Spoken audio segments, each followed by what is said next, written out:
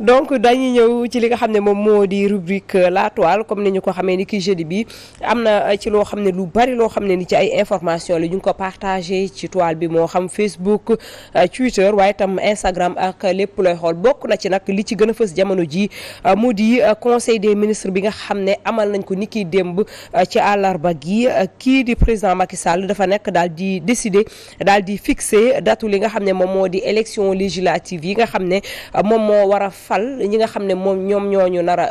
teewal ca pencum ndaw réew yi ñu koy wax assemblée nationale ni ki rek dimanche 31 juillet ci lay am maanaam fanweeri fan ak benn ci weeru juillet gii ñu dëkkmal ci lañ ko fas yéene amal foofee nga xam ne fii ci Sénégal mu mel ni rek yile élection nit ñi dañ doon ruumandaat dina amam du am dañ koy puusam duñ ko puus ak li nga xam ne moom moo di local yi ñu génne ñu bari jàpp ne ki nga xam ne ni moom moo di njiitu réew mi ak ay ñoñam ñoom ñi nga xam ne ñoom ñoo toogee ci bopp réew mi dañoo rek daal di ñàkk li nga xam ne moom moo di élection locale yi ba ñuy ruumandaat ne ñoom sañuñu benn yoon amal li nga xam ne moom moo di élection législative yi lu ni mel dindi leen ko ci seeni ay bopp ndax jiitu réew mi président de la république Macky Sall ak ay ñi nga xam ne ñoom ñoo di ay ministre am di jëwriñ ñi mu tabb daal nañuy décider ni ki démb rek ngir fixer li nga xam ne moom moo di boobule date ni ki bërki démb sax maa ngi koy wax fii Aliou Sow ne ko mënuñoo bañ a amal yooyu la élection ndax budgétisé woon nañu li nga xam ne ni moom moo di la ca war a jëm lépp waaye itam presque jàpp dal rek moom moo ci desoon daanaka lépp loo xam ne aju woon na ci génne woon nañ ko ba noppi donc mu nekk nag loo xam ne nii xëy na bett na ñenn ñi waaye bettul tam ñeneen ñi nga xam ne ni xalaatoon nañ ne information yi ñu ci waroon am nañ ko ci ngir dañu koy amal ni ki rek weer ba mu koy amal ba tax na jàpp nañ ko ci boobee li nga xam ne moom moo di yenn ci ay commentaire nag lañ ca ñëw moom mooy da ngay gis ci ay commentaires yu wax naan nañu yeesalaat bàcc yi leen bàcc ci li nga xam ne moom moo di ci local yi ba tax na ñoom am na sax ñuy dem bay tiit ci biir commentaire yi ñu gis ndax nee nañ su fekkee président Macky Sall dafa am fitu jàppaat yi les élections nga xam ne dañu jàppoon ne da koy pousse donc am na foo xam ne toog na fa ci ndëgërlaay mooy 80% yi nga xam ne wax na ne gagné na ko ci biir Sénégal xëy na loolu gëm-gëmam la ba tax na am na ñuy dem ba ci biir li nga xam ne moom moo di commentaire yi di yaatal naan kaan dangaa bëgg jël bu gën a yaa waaye itam ñoom daal li ñu xamle moom mooy bu leen dara emporté ñoom ñi nga xam ne ñoom ñoo toogee ci ku jéeg politique gi nee nañ daal nañu boolewaat seen ay doole fas yéene nañu nekkee woon ba local yi ñëw ba ñu daan ko ci yenn gox-goxaat yi nga xam ne gën naa fës ci Sénégal nañu fexewaat boole seen doole ba daan ko ci fi nga xam ne ni moom moo di ca assemblée nationale mu nekk nag affaire bu doy waar élection yoo xam ne ñu ngi ciy jëm mais yu doy waar parce que ñii ñu ngi wax cohabitation parce que ni ki démb Aliou Sow waxaat na ko ci actualité que wàllu Sénégal dañoo bëgg cohabitation maanaam dëkkandoo ak ñi nga xam ne ñoom ñoo di nguur gi nga xam ne amoon nañ fa majorité ci biir assemblée nationale loolu su amee dina mel ni rek waaw pëccëxook réeroo goo xam ne dina am ndax pëccëxook réeroo ni ñu koy jàngatee mooy dëkk boo xam ne nii la su boobaa président de la république day am obligation wu ñi nga xam ne ñoom ñoo di opposition bi boole leen ci biir gouvernement am démb rek ñu ngi ciy wax que ministre bi nga xam ne fas yéene na koo tabb yees est-ce que du ko jëlee ci fi nga xam ne moom moo di ci opposition bi mu nekk ay question yoo xam ne yu bari la yoo xam ne ñu ngi koy suscité maanaam ñu ngi koy indiwaat ci table ji waaye itam maa ngi doon wax bërki dem tam Aliou Sow ne ko est-ce que jamono ji lu mën a nekk la opposition bi ñi ñuy wax opposition bu radical ku ci mel ni Khalifa Sall Ousmane Sonko ak yeneen ak yeneen est-ce que lu ñu mën a xaar la président de la République Macky Sall indi leen ci ay gouvernement wala toog ak ñoom waxtaan ak ñoom bu ñu xamee ni déjà ñoom nee nañu 3e mandat mënu koo am li muy ñëw ci mandat am bi itam mooy ci njeexital la jëm parce que ñaari at yu tegal rek moo ko dese ci bopp réew mi est-ce que ñoom intérêt la ñuy am ngir dem ak moom ci ay toog waxtaan ci dugg ci biir gouvernement wala yeneen ak yeneen mais tam cohabitation bi nga xam ne mooy dëkkandoo bi ñu bëgg ci biir pencu ndaw réew yi aussi ñoom ñu bëgg ko te su amee doon na loo xam ne ñoom ci opposition bi ñoom lay gën a jàppale est-ce que lu mën a jàppandi la loolu jar na taxaw seetlu bu am solo. bëri yoo xamante ne bëgg naa si dikkaat waaw coro kañ li nga soulevé dafa bëri bi njëkk dafa bëri li ci lalu moo bëri bi njëkk mooy li problématique au Sénégal mooy ñuy laam-laamee ndax dina am wala du am dans un pays normal c'est pas normal surtout il est obligé de tenir ces élections là du da koy neex wala mu mañ koo neexa il est obligé élections yi mënul woon weesu mois d'août ci li waa wax mënut woon weesu mois d'août ok donc tenir na ko 30 jàpp na date donc c'est ce qu'il devait faire c'est ce qu'il pouvait faire mënul woon def leneen bu fekkee si réew mu normal lañ nekk donc je répète ça bu fekkee si réew mu normal lañ nekk lii moo si waroon am loolu waroon woon sax nekk un débat li ñu dal ak suñu maire yi waru ñoo dal ak député yi mandat de 4 ans ñu yóbbu ko xaw ma 5 ans ñu yóbbu ko ba 7 ans donc basta quoi doy na deuxièmement on parle de cohabitation faut pas danser plus vite que la musique pour man opposition bi ñu ngi ci dynamique bu am solo dynamique bu leer am nañ de belles victoires ci zone yu bëri on est tous d'accord sur ça mais les réalités de ces 2 élections déjà de benn deuxièmement ñi ngi février jëm juillet beaucoup de choses peuvent se passer dëgg la kenn ku mën a waat nii lay xew local yi mooy xew législative yi wala ku ko waat sa fitu bopp nga ko teg donc amaguñ lecture boo xamante ne bu ñuy wan ni lii moo xew ak lii mooy xewaat même si cohabitation boobu c'est très probable mu am parce que engouement bi ñu nekk nii dynamique bi ñu nekk nii bu yàquwul surtout que wàllu mi ngi bëgg ñu am jonction ak Yewwi bu fekkee ni li ñu doon xalaat ci opposition pour ñu mën a janook ce pouvoir là moom mooy ñu def benn bloc bu am solo même bu fekkee day am ay fissures yu ndaw lay doon amaguñ ko ba tey fii juillet on ne sait pas ce qui va se passer bu fekkee am na mën nañ imposer loolu mais cohabitation ne veut pas dire forcément que waa opposition bi dañuy dugg ci gouvernement bi du tout cohabitation bi ci biir assemblée nationale la ça veut dire que ñoom seen i député yi nekk ci kujje gi ñoo ëpp député yi nekk ci biir ci pouvoir bi boobu lépp gouvernement bi amul lu muy mën a def te neexu leen ñoom parce que lépp fa lañ koy voté muy budget beeg lépp loo xamante ni day doxal nguur gi foofu lañ koy voté assemblée nationale bu fekkee ku jógi ñoo fa ëpp doole lépp lu fay am day fekk mu neex leen day fekk ñu nangu ko donc mën nañ diriger sans bokk ci biir gouvernement te man gëw ma ni position bi ma gis nii je parle pas de tout le monde nag ñi nga xamante ni donc ñoom ñoo gën a wane seen radicalité gëw ma ñu dugg ci gouvernement wu président Macky Sall surtout que on est en 2024 mu jeexal donc il se passe amuñu intérêt pour dugg ci quoi pour lan donc pour lan donc foofu gisuma pour lan ñu mën koo def bu fekkee ni seen ambition yi ñuy wax mi ngi ci ñoom bu fekkee ni liñ yàq waa ji gëm nañ ko bu teeg l'homme nuancé bu fekkee ni li nga xamante ni mooy kàddu yi ñu doon wax bi fi Macky Sall toogee léegi moom lañ gëm ni loolu moo nekk amul lenn lu leen war a mën a dugal ci gouvernement c'est que soppeeku daal la ñuy bañ lu mel ni Idrissa Seck Assane man selon sama appréciation gis nga cohabitation bi cela ne peut se faire que alors avec une frange de l'opposition je veux parler de je vais nommer citer nommément Wallu Askan Wi parce que tamit il faut dire ñaari coalition Benno ak Wallu mon cher carte gi leeragul de c'est-à-dire il y a beaucoup de choses yoo xamee ne que maanaam nit ñi ñu koy ruumandaat ci seen diggante yoo xamee ne man je vais oser dire que su fekkee ne tey jii cohabitation boobu noonu am na ñoom Wallu ñu ñëw am pour bokk dara en tout cas donc ci gouvernement ou bien liggéeyandoo jëmale ci élection législative yi mais cela veut dire que forcément présidentielle ils diront que un mot ensemble xaw ma yéen a may dégg lu mën a nekk la li nga wax xel mën na koo daj xam nga moo tax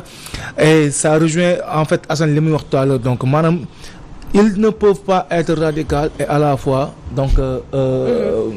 partisans quoi loolu mënul ne soit on danse ci benn rythme ou bien ñu xool beneen ou bien ñu def mbulu mais mënoo nekk narale ne ok à la fois on est là et on est là c'est-à-dire souvent dafay baax aussi quoi en politique que malheureusement nag daf ciy ñàkk moom mooy que l'on soit ferme dans nos positions quoi comme alors opposition bi nga xamee ne que su ñu ngi gis donc waa Yewwi ni ñu ko tax et puis ce qui est heureux dans cette histoire moom mooy quand on est radical dans ce qu'on fait on a des résultats et automatiquement da nga koy gis mais bu fekkee ne que maanaam genre nuance dafa am ci sa style de faire de traitement ak le gouvernement ak le gouvernement automatiquement dafay am ay répercussions ci yow parce que la population léegi dañuy sanctionner waate léegi gees kenn baalatul kenn kon je répète li ma waxoon au début mooy entre Wallu ak Benno carte gi leeragul ñun on comprend pas encore nan ca teey voilà te gis nga dañoo teel a sax nag génn ñoom ci wax wàllu cohabitation te ñoom ci fàttali ñoom ñaata lañ jël ci élection locale yi loolu lu jara seetlu la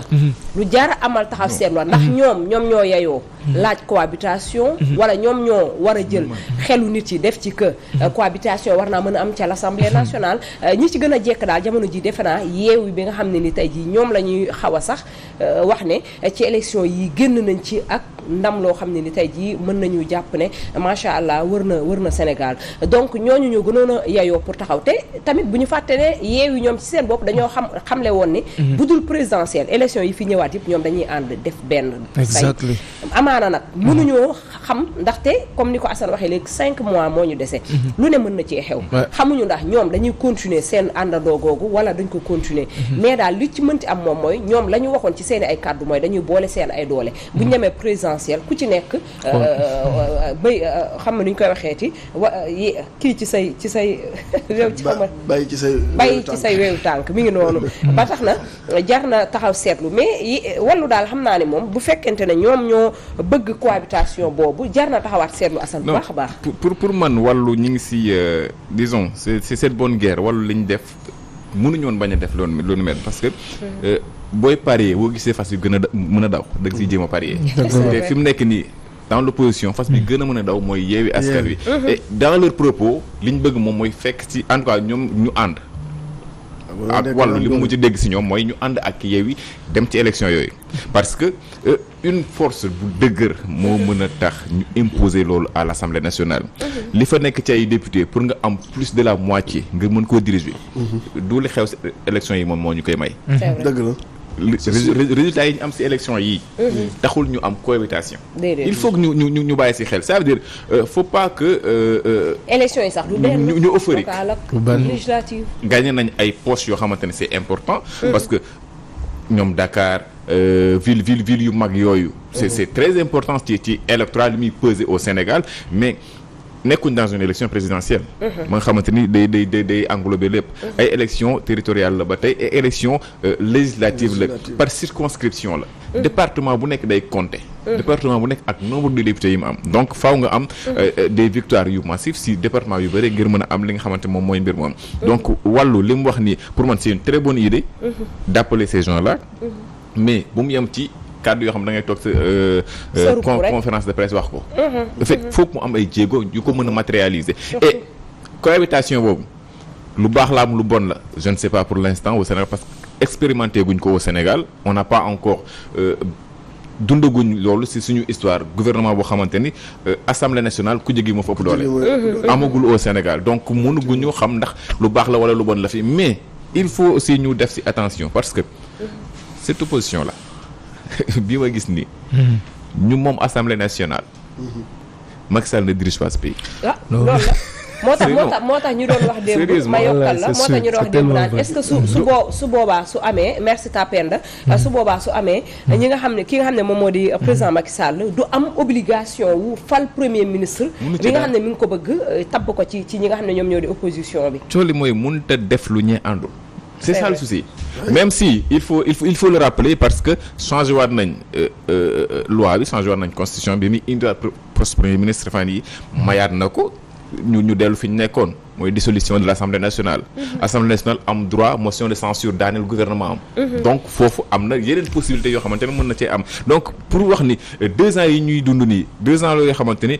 dinañu jàngal lu bëri ci wàllum politique dinañu jàngal lu bëri ci histoire te dina am lu bëri loo xamante ni dina ko changer te lépp ça va se déterminer ci 31 juillet ak résultat élection yi parce que résultat yooyu dafay doon résultat yoo xamante ne du yem ci 31 juillet dañuy topp ci 2 ans yëpp ba ci présidentielle 2024 Yewwi Askan Wi ils l'ont dit élection yu mel nii ñoom ñoo ci ànd mais la présidentielle mënuñu ànd il faut qu'on soit objectif ñëpp xam nañ ko il y a au moins 4 candidats yoo xamante ni ñi ngi ku nekk bëgg nga jiite te wax nga ni bëgg ngaa jiite et la meilleure des choses pour man mooy en 2024 ku si nekk dem de élection qu'il fasse ce qu'on avait fait avec Abdou Diouf ce qu'on avait fait avec Abdoulaye Wade avec Abdou Diouf ils l'ont fait ñëpp on avait plusieurs candidats au moins 7 su ma juumul bi Abdoulaye Wade di fallu deuxième tour ñu ngemb ki nga xam ne moo si ëpp doole la même chose s'est répétée en 2012 avec Macky Sall deuxième tour ku jég yëpp ngemb ko mu dem daane ji Abdoulaye Wade donc je pense que pour un pouvoir nga ñëw daaneel ko nii yéen ñëpp ngeen dajaloo c'est-à-dire parce que premier tour li si doy waar mooy da ngay atteindre ce seuil de électorat c'est-à-dire ñi nga xamante ni ñoom ñoo war a voter Assane yëpp premier tour lañ koy voter c'est sûr boo eggee premier tour boobu nga dem si deuxième ñu dem si deuxième tour li leen di fal mooy li ñuy jëlee si ñeneen ñi c'est-à-dire ki faloon Mbaye Babacar si premier tour bi Mbaye Babacar ne ko kat man Assane laay jàppale mu ñëw wooteel Assane donc c'est-à-dire foofu c'est des stratégies politiques yoo xamante ni les gens ils travaillent mais li nga xamante moom alternative yi am Sénégal yëpp c'est comme ça que ça s'est passé et ça risque de se passer encore comme ça surtout que cette fois-ci on aura une élection sans un président sortant d'accord balaa waxtu bi du ñu xoj xëy na sax am na yeneen yu desoon waaye bii dafa nekkoon bi gën a am importance dañuy daal di dikk ci beneen rek jeexalee ko mu di démb bi Sénégal gagné ñi nga xam ne ñoom ñoo di waa Burkina Faso ci 3-1 mu waral ba victoire boobu yóbbuñu ci final yi nga xam ne ñu ngi ko dëgmal ni ki dimanche bii di ñëw incha allahu rabbi ñu ñaan yàlla coupe bi daal di ñëw fii ci Sénégal ci ndam lu yaatu loo xam ne nii duñu ko sax laam-laamee yàlla bu ñu dem prolongation yàlla bu ñu dem ay série pénal ak yeneen waaye dafa am démb ñenn ci ay internet yu génn yu am solo mooy charlatan yi nga xam ne génnoon nañu ku ci nekk yor sa micro di ratatati gis nga démb da ngay xool da ngay rus parce que gis nga ñi ngay gis ñëpp ñu ne ay charlatan lañ di wax ci mbir mi di dogu di ci wax di ci expliquer ñoom ñoo génnoon ci yile élection wax ñu dëgg élection yi romb ñu jëm ci Coupe d'Afrique Sénégal mi ngi doon raam ndànk-ndànk ngir jëm ci sommet bi ñu ñëw ba fii nit ñi ku ci nekk di génn kii naan ba ñu eggee ba huitième de finale yi am na ku génn ne du ñu egg quart de finale du ñu egg finale amoon na ku génn ne du ñu egg demi finale alors que ñoom ñii di wax ñëpp far yàlla sunu borom wan na leen ne doo leen dara di prédire yoo xam ne nii amoo ci xam-xam amoo ci dara ba pare li ma ci gën a jaaxal mooy ay muskàllaf ñoo xam ne nii yow da nga leen di xool boo leen mënta wax nijaay da nga leen di wax papa mu nekk lu ruslu démb seen ay morom doom jàpp leen ci biir internet bi di leen cëwtee fu ci nekk ñu leen fay saaga di leen wax loo xam ne nii weñ bu ci toog faatu dañoo war a noppi vraiment du question ñun dañoo toog fii pour jox leen ay leçons de morale waaye Sénégal ñëpp a mànkoo ngir yàlla di leen ñaan nu noppi ba ñuy prédire ba boobu ba tey ji gisuñu ci kenn koo xam ne wax nga luy dëgg bu fekkee loolu la ñuy def pour ut ci xaalis ñi nga xam ne ñoom ñoo naïf pour toog ñooñu di wax à chaque fois ñu leen di gëm ñoom ñuy dem ci ñoom di leen joxaat seen xaalis pour ñu leen defal ci seen wàllu lu jëm ci seen wàllu ñoo naïf rek te ñooñu duñu jóg ci di leen arnaquer ay arnaqueur lañu noonu lañu mën a jàppee bu ñu nee nii nag dañuy wax ci ñi nga xam ne ñoom ñoo leen di tàllal ay micro aussi parce que yoruñu seeni ay téléphone toog ci seeni salle di filmer seen bopp ñun ñoo leen di dem di tàllal micro parce que bu ñu nee ñun mooy ñun ñëpp ko bokk bari na ci ay télé ay site internet yoo xam ne ñoom ñooy def waaw jël leen ngir am ci ay vues ngir am ci leneen ak leneen jaratul ñu koy def ndaxte amuluñu askan bi benn njariñ amuluñ ko vraiment ci li ñuy wax yëpp gisuñu ci benn yoon booba tey mu nekk dëgg yéen ñu doon wax naan duñu final na ñaan leen yàlla rek ñu boole kurus yeeg lépp lu mën a jóg ngir ñaan suñu borom ndam li ñëw incha allah rabbi ci jàmm ak salaam mu sedd guy nag ci Sénégal àdduna wërngal këpp jamono jii nag ñuy wax ak yéen dañuy rek jaarde foofu daal di tàggatoo bu di yëm fi tax dañuy joxe dig daje incha allah rabbi ni ki suba ci li nga xam ne nii rek moom moo di ci petit déj ba tey suba équipe bu paa yi ak maire yi ñoom ñoo fi teew man maa koy jiite ba tey man maire bu mag bi